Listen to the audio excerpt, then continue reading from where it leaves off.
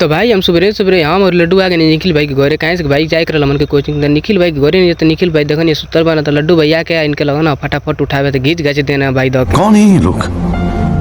फिर भाई उठाने निखिल और चल देने मन के संगे तो भाई इतना खतरनाक से तलर गए भाई मन के क्या करल जाता भाई मन के एक गाना खाली याद आवत लो शीतलहरी में बहरी न जाइए पिया इस शरीर को समीर न बनाइए पिया। तो फिर भाई मन को पहुंचने या कोचिंग पे या कोचिंग में पहुंचने या भाई तो लड्डू भाई चलाओ देने गाड़ी तो इनके लग गल भाई ठंडा तो उठत ना रहने तो भाई इनके टप से उठे नहीं यहाँ लेके चल देने सीधा कोचिंग में।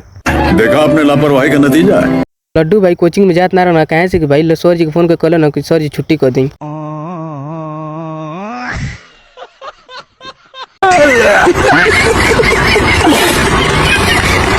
भाई सर जी गुस्सा लेने कहे से कि भाई पहले से आके कोचिंग में जो होता रहा तो गुस्सा तो बरबे करी भाई।